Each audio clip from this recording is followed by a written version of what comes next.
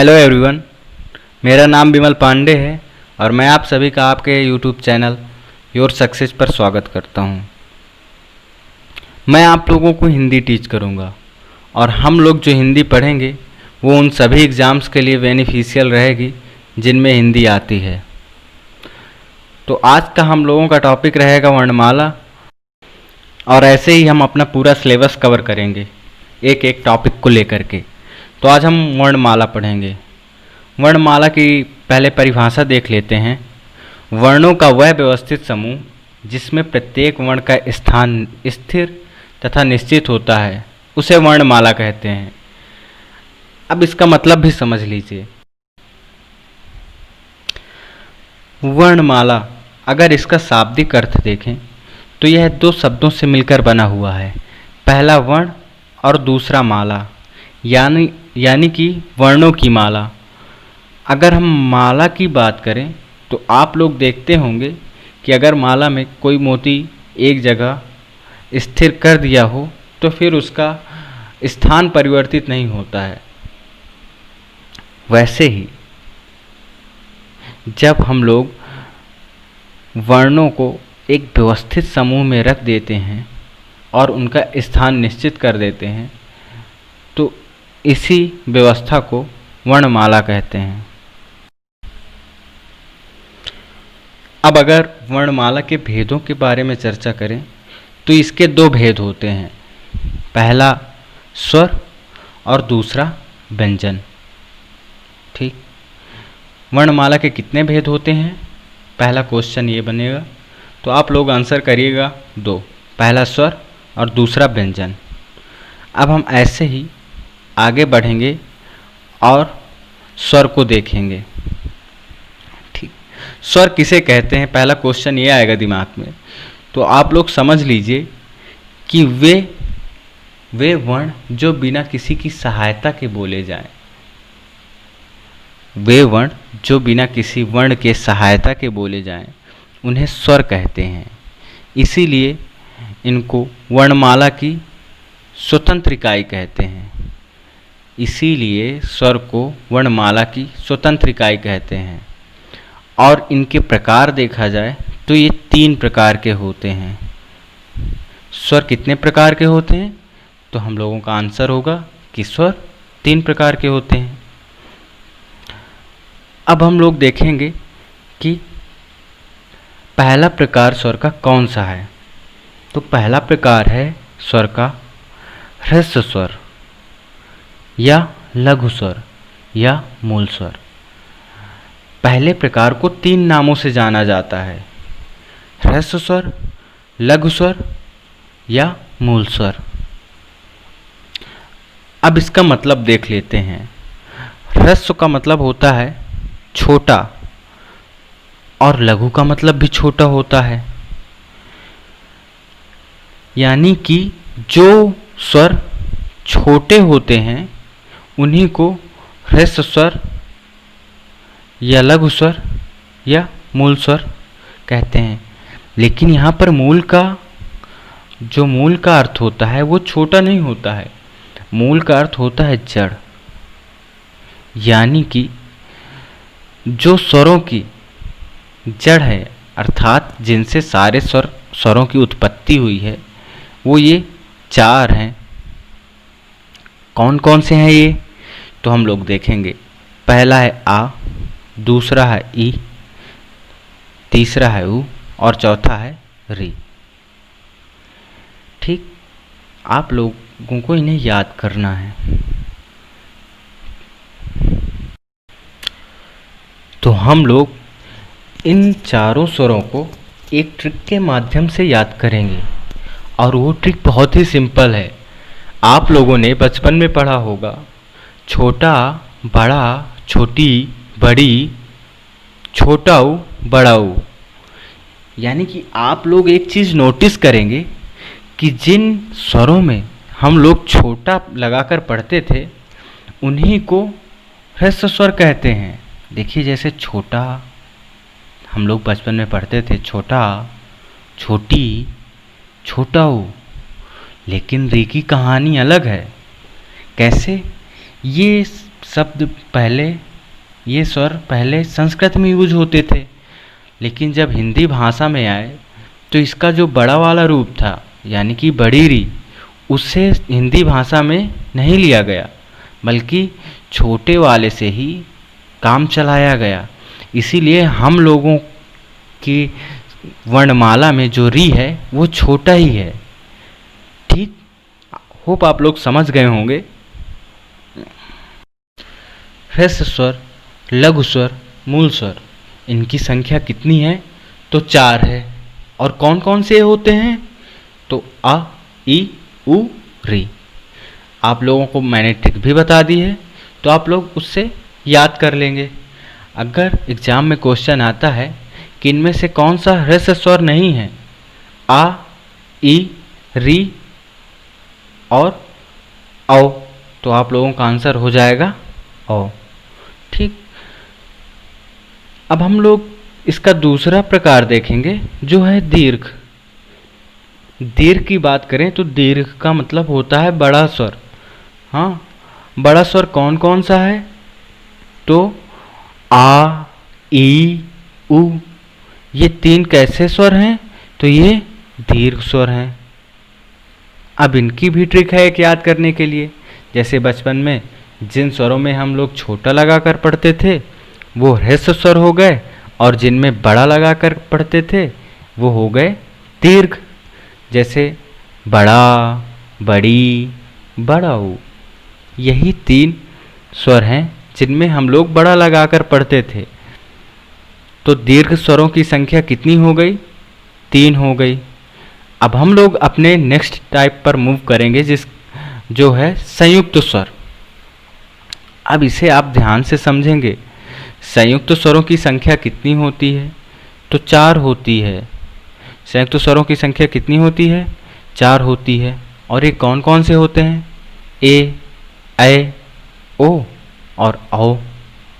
ठीक, लेकिन हम लोग देखेंगे कि ये कैसे इनकी उत्पत्ति हुई। संयुक्त का मीन्स होता है जब 2 चीज़ें मिल जाएं, उसी को संयुक्त कहते हैं। और यहाँ पर 2 क्या मिल रहे हैं? तो स्वर मिल रहे हैं, इसीलिए इसका नाम है संयुक्त स्वर। अब ये किन किन स्वरों से मिलकर बना है तो हम लोग देखेंगे। सबसे पहले हम लोग क्या करेंगे, जो हम लोगों के ह्रस्व स्वर हैं छोटा, और इसमें मिलाएंगे ई को। जब हम छोटा आ में ई को मिलाते हैं तो इससे जिस स्वर की उत्पत्ति होती है उसका नाम है ए। ठीक, जब हम लोग छोटा आ को छोटी ई से मिलाते हैं यानी कि आ प्लस ई, तो इससे हम लोगों का क्या बनता है? तो ए बनता है। अब हम लोग दूसरा देखेंगे, और जब हम आ में ए को मिला देते हैं, जब हम लोग आ में ए को मिला देते हैं तो इससे किसकी उत्पत्ति होती है? ऐ की। जब हम लोग आ में ऐ को मिला देते हैं तो किसकी उत्पत्ति होती है? तो ऐ की होती है। अब हम लोग तीसरा देखेंगे, जब हम लोग छोटा आ में ऊ को मिला देते हैं, छोटा आ में किसको मिला देते हैं? तो ऊ को मिला देते हैं, तो इससे किसकी उत्पत्ति होती है? तो इससे उत्पत्ति होती है ओ की। ठीक, जब हम लोग छोटा आ में ऊ को मिला देते हैं तो इससे उत्पत्ति होती है ओ की। और इसके बाद देखेंगे जो हमारा चौथा संयुक्त स्वर बचा है, तो वो किससे बनता है? जब छोटा आ में औ को मिला देते हैं तो इससे बनकर तैयार हो जाता है औ। होप आप लोग समझ गए होंगे कि इन चारों संयुक्त स्वरों की उत्पत्ति कैसे हुई। मैंने आपको बताया कि जब आ में ई को मिलाते हैं तो ऐ बनता है, जब हम लोग आ में ए को मिलाते हैं तो ऐ बनता है, जब हम लोग आ में ऊ को मिलाते हैं तो ओ बनता है, और जब हम लोग आ में ओ को मिलाते हैं तो औ बनता है। इस प्रकार से हम लोग देखेंगे कि ह्रस्व स्वरों की संख्या कितनी हो गई? तो 4 हो गई। कौन कौन से? आ, ई, उ, री। प्लस दीर्घ स्वरों की संख्या कितनी हो गई? तो 3 हो गई। कौन कौन से? तो हम लोग देखे हैं आ, ई, उ। और संयुक्त स्वरों की संख्या कितनी है? तो 4 है। कौन कौन से? ए, ऐ, ओ, औ। और जब हम लोग इन तीनों को ऐडअप कर देंगे तो हम लोगों के कुल स्वरों की संख्या आ जाएगी। तो हिंदी में कुल स्वर कितने होते हैं? तो 11 होते हैं। कितने होते हैं? तो 11 होते हैं। अगर आप लोगों से एग्जाम में क्वेश्चन पूछ ले कि स्वरों की कुल संख्या कितनी होती है, आप लोगों का आंसर होगा 11 होती है। कितना होगा? 11। ठीक, आप लोगों को इतना समझ में आ गया होगा। अब हम लोग देखेंगे अयोगवाह। अयोगवाह की संख्या 2 होती है। अयोगवाह की संख्या हिंदी में कितनी होती है? तो 2 होती है। कौन कौन से? तो हम देखेंगे कि पहला है अंग और दूसरा है आहा। ये दोनों, इन दोनों को क्या कहते हैं? तो इन दोनों को अयोगवाह कहते हैं। ठीक, लेकिन इन दोनों के अलग से भी एक एक नाम है। अंग का नाम है अनुस्वार। अंग का क्या नाम है? अनुस्वार। और आहा का क्या नाम है? विसर्ग। अब इसका नाम अनुस्वार कैसे है, ये हमें याद रखने के लिए मैं आप लोगों को एक ट्रिक बताऊंगा। देखिए, अनु का जो मतलब होता है, अनु का मतलब क्या होता है? पीछे। अनु का मतलब होता है पीछे। और स्वर जो लिखा है इसे हम लोग स्वर देखेंगे, यानी कि स्वर के पीछे। किसके पीछे? स्वर के जस्ट पीछे। स्वर के जस्ट पीछे कौन सा आता है? तो हम लोग देखेंगे कि अगर स्वरों को पढ़ा जाए तो औ के बाद अंग आता है, यानी कि स्वर के पीछे कौन आता है? तो अनुस्वार आता है। और ऐसे ही इसके बाद विसर्ग आता है। विसर्ग कौन सा होता है? तो आहा। ठीक, हम लोगों ने यहाँ से पूरे स्वरों को देखा है। अब स्वर में एक ही चीज़ बचती है, इनका उच्चारण स्थान। तो हम लोग जब उच्चारण स्थान देखेंगे तब इनका उच्चारण स्थान भी देख लेंगे। मैंने आपको ऐसे पढ़ा दिया है कि अगर इससे कोई भी क्वेश्चन आता है एग्जाम में तो आप लोग उसे आसानी से कर देंगे। ठीक, अब इसके बाद हम लोग मूव करेंगे व्यंजन्स पर। व्यंजन किसे कहते हैं? पहला क्वेश्चन आएगा हमारे दिमाग में कि व्यंजन किसे कहते हैं। व्यंजन वे वर्ण होते हैं जो दूसरे वर्णों की सहायता से बोले जाते हैं। यानी कि इसका मतलब हम लोग देखेंगे कि व्यंजन वे होते हैं जो स्वतंत्र नहीं होते हैं, वो किसी न किसी पर डिपेंड होते हैं। जैसे हम लोग देखेंगे पहला जो हम लोगों का व्यंजन होता है वो क्या होता है? का। अब का को कैसे का बना होगा? तो हम लोग देखेंगे कि का में जब आ मिलाया गया तब का बना। ठीक, जब का में आ मिलाया गया तब का बना। यहीं से इसकी डेफिनेशन बनती है कि वे वर्ण जो दूसरे वर्णों की सहायता से बोले जाते हैं उन्हें वर्ण कहते हैं, और इनके बोलने में अंग और वायु दोनों की आवश्यकता पड़ती है, जबकि स्वर को बोलने के लिए सिर्फ वायु की आवश्यकता पड़ती है। आप लोग समझ गए होंगे, मैं कह रहा हूं कि व्यंजन को बोलने के लिए अंग और वायु दोनों की आवश्यकता पड़ती है, जबकि स्वर को बोलने के लिए सिर्फ वायु की आवश्यकता पड़ती है। जैसे हम लोग एग्जाम्पल्स देखेंगे कि पा बोलते हैं, पा जब हम लोग बोलते हैं तो इसमें हम लोगों के ओष्ठ भी आपस में टकराते हैं, प्लस अंदर से वायु भी निकलती है, तब हम लोग पा बोल पाते हैं। ऐसे ही ता में क्या होता है? हमारी जिह्वा हमारे दांतों से जब स्पर्श करती है तब ता की ध्वनि निकलती है। किसकी ध्वनि निकलती है? ता की। तो तो इस प्रकार से हम लोग देखेंगे कि जो व्यंजन है इन्हें बोलने के लिए अंग और वायु दोनों की आवश्यकता पड़ती है, जबकि स्वरों को बोलने के लिए सिर्फ और सिर्फ वायु की आवश्यकता पड़ती है। स्वर जो होते हैं उनको बोलने में शरीर के नहीं, मुंह के किसी भी अंग पर कुछ भी स्पर्श नहीं होता है। जैसे आ, ई, उ, ओ, औ, ए, री कुछ भी बोलेंगे तो इनमें हमारा कोई अंग किसी से टच नहीं हो रहा है, इसीलिए ये सिर्फ वायु की सहायता से बोले जाते हैं। आप लोग समझ गए होंगे। अब हम लोग देखेंगे कि व्यंजन के कितने प्रकार होते हैं। तो व्यंजन के 3 प्रकार होते हैं। व्यंजन के कितने प्रकार होते हैं? तो व्यंजन के 3 प्रकार होते हैं। व्यंजन के 3 प्रकार होते हैं। तो हम लोग देखेंगे कौन कौन से प्रकार होते हैं। तो अब हम लोग पहला देखेंगे। पहला कौन सा प्रकार है? तो ये है स्पर्शी व्यंजन, या इन्हीं का एक दूसरा नाम भी है वर्गीय व्यंजन। अब हम लोग देखेंगे कि इनके नाम स्पर्शी या वर्गीय कैसे हैं। इनकी संख्या 25 होती है। हम लोग देखेंगे ये कौन कौन से हैं।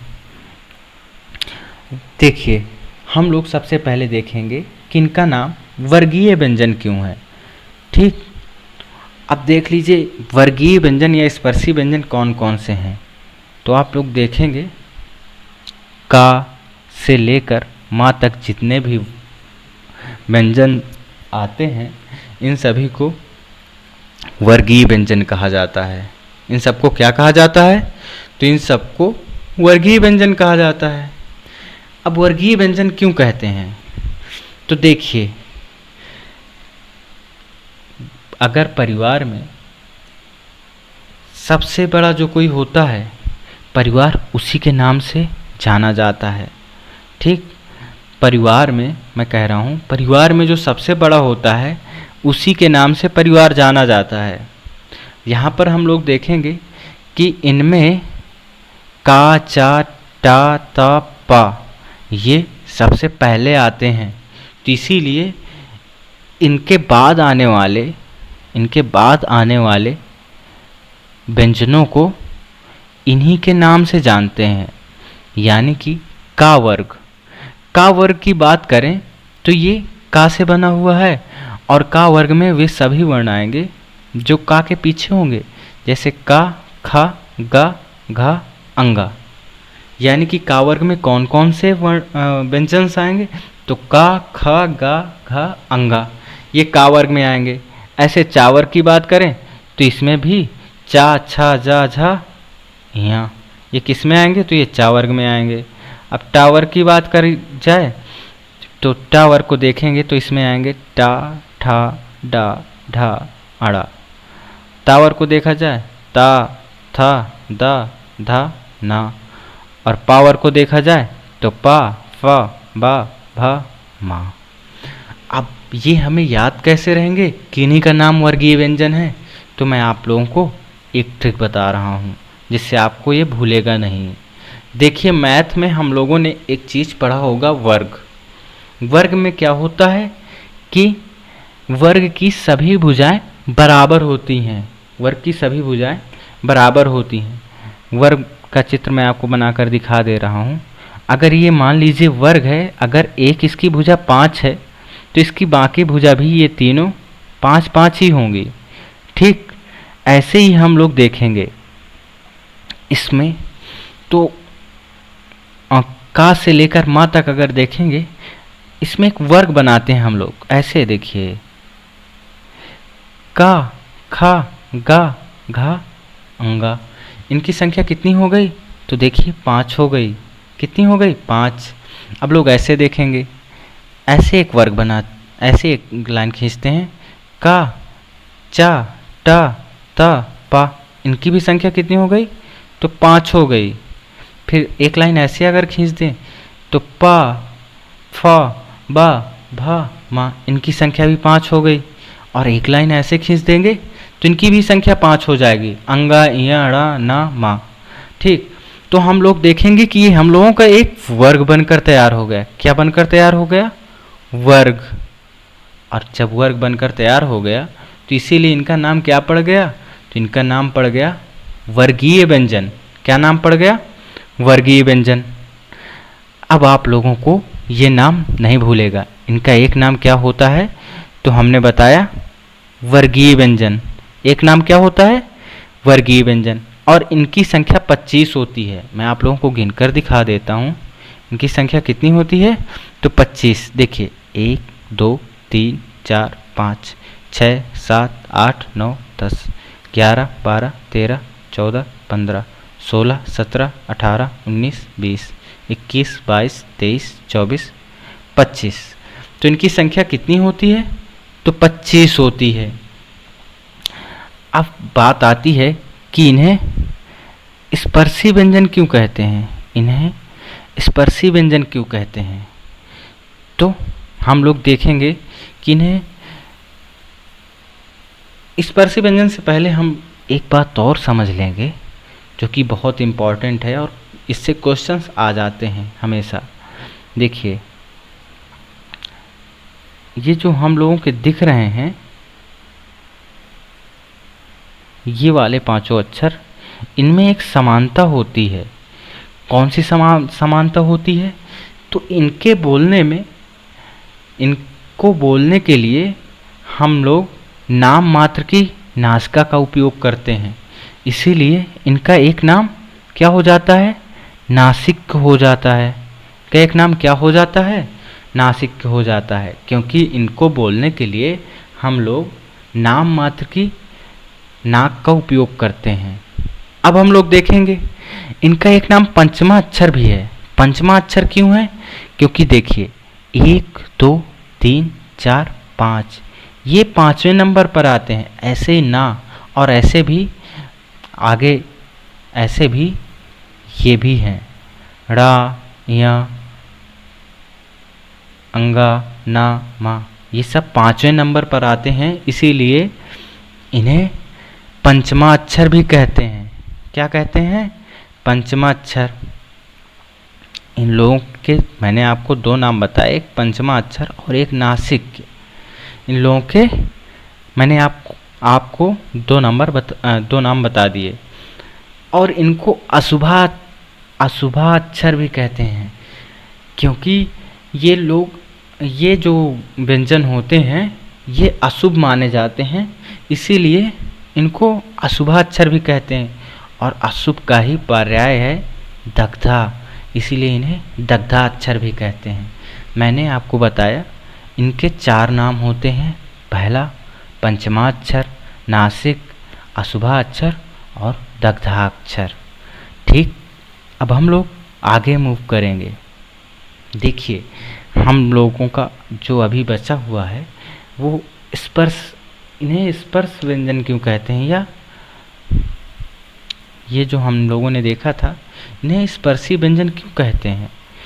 क्योंकि हम लोग देखेंगे कि इनको बोलने के लिए कहीं ना कहीं हम अपने मुंह में किसी न किसी अंग को स्पर्श करते हैं। इसीलिए इन्हें स्पर्शी व्यंजन कहते हैं। ठीक, जैसे अब हम लोग एग्जाम्पल से देखेंगे कि कैसे स्पर्श करते हैं। का को देखेंगे जब, तो का को बोलने के लिए हम लोगों के अंदर से जो वायु निकलती है वो कंठ में स्पर्श करती है। इसीलिए का, ऐसे ही खा के साथ भी यही कहानी है।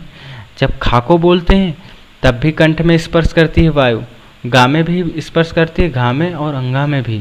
तो इस प्रकार से का वर्ग को बोलने के लिए हम लोगों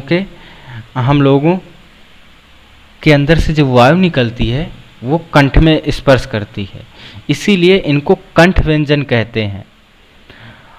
और अगर चा, छा, जा, झा यहाँ को देखा जाए तो इन्हें बोलने के लिए वायु जो होती है वो हमारे तालु से स्पर्श होकर के निकलती है और हमारी जीभ तालु में ऊपर उठकर लगती है। इसीलिए इन्हें तालु व्यंजन कहते हैं।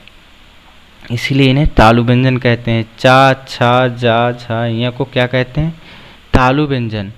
और ऐसे ही टा, ठा, डा, ढा, अड़ा इन्हें मूर्धन्य व्यंजन कहते हैं, क्योंकि इनके बोलने में वायु मुंह से टकराती है और जीभ भी ऊपर मुंह में लगती है। दंत व्यंजन कहते हैं ता, था, दा, धा, ना को, क्योंकि इनको बोलने के लिए हमारी जीवा दांतों से स्पर्श करती है। और ओष्ठ व्यंजन कहते हैं पा, फा, बा, भा, मा को, क्योंकि इनके बोलने के लिए हम लोगों के ओष्ठ आपस में एक दूसरे को स्पर्श करते हैं। इसीलिए इन सभी को क्या कहते हैं? स्पर्शी व्यंजन। ठीक, हम लोग आज एक बार फिर से देख लेते हैं हम लोगों ने क्या क्या देखा। तो हम लोगों ने पहले देखा था वर्णमाला। वर्णमाला किसे कहते हैं? तो वर्णों का वह व्यवस्थित समूह जिसमें प्रत्येक वर्ण का स्थान स्थिर तथा निश्चित होता है, उसे क्या कहते हैं? वर्णमाला। और इसके भेद कितने होते हैं? तो इसके भेद 2 होते हैं, स्वर और व्यंजन। स्वर किसे कहते हैं? जो बिना किसी दूसरे वर्ण की सहायता के बोले जाएं उन्हें स्वर कहते हैं। और ये वर्णमाला की स्वतंत्र इकाई होती है और इनकी संख्या और इनके प्रकार कितने होते हैं? तो इनके प्रकार 3 होते हैं। पहला ह्रस्व स्वर, ये इसी को लघु स्वर कहते हैं या मूल स्वर। इनकी संख्या होती है 4, आ, ई, उ, री। इसके बाद दूसरा प्रकार है स्वरों का दीर्घ स्वर। इनकी संख्या 3 होती है, आ, ई, उ। ठीक, और इसके बाद संयुक्त स्वर आते हैं, इनकी संख्या 4 होती है, ए, ओ, औ। और हम लोगों ने देखा था कि अगर इन सबको ऐडअप कर दिया जाएगा तो इनकी टोटल संख्या आ जाएगी 11। यानी कि कुल स्वर कितने होते हैं? तो 11 होते हैं। ये क्वेश्चंस कई बार कई एग्जाम्स में आया है कि स्वरों की कुल संख्या कितनी होती है? तो 11 होती है।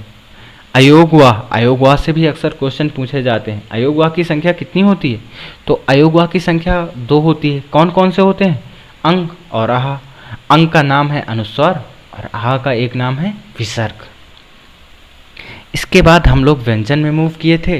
व्यंजन में मैंने आपको बताया था कि वे वर्ण जो दूसरे वर्णों की सहायता से बोले जाते हैं उन्हें क्या कहते हैं? व्यंजन कहते हैं। और इनके कितने प्रकार होते हैं? तो इनके 3 प्रकार होते हैं। ठीक, इनको बोलने के लिए हम लोग अंग और वायु की सहायता से बोलते हैं। पहला टाइप हमने देखा था स्पर्शी व्यंजन या वर्गीय व्यंजन। इनकी संख्या 25 होती है। हाँ, और वर्गीय व्यंजन इन्हें क्यों कहते हैं मैंने आपको बताया था। का वर्ग, चा वर्ग, टा वर्ग, ता वर्ग, पा वर्ग। इसकी वजह से इन्हें वर्गीय व्यंजन कहते हैं। और हम लोगों ने देखा था कि अंगा, इया, ण, ना, मा को पंचमा अक्षर, नासिक, अशुभा अक्षर या दग्धा अक्षर कहते हैं। फिर मैंने आपको बताया था कि ये कंठ पर स्पर्श करते हैं, इसलिए कंठ व्यंजन ये तालु व्यंजन।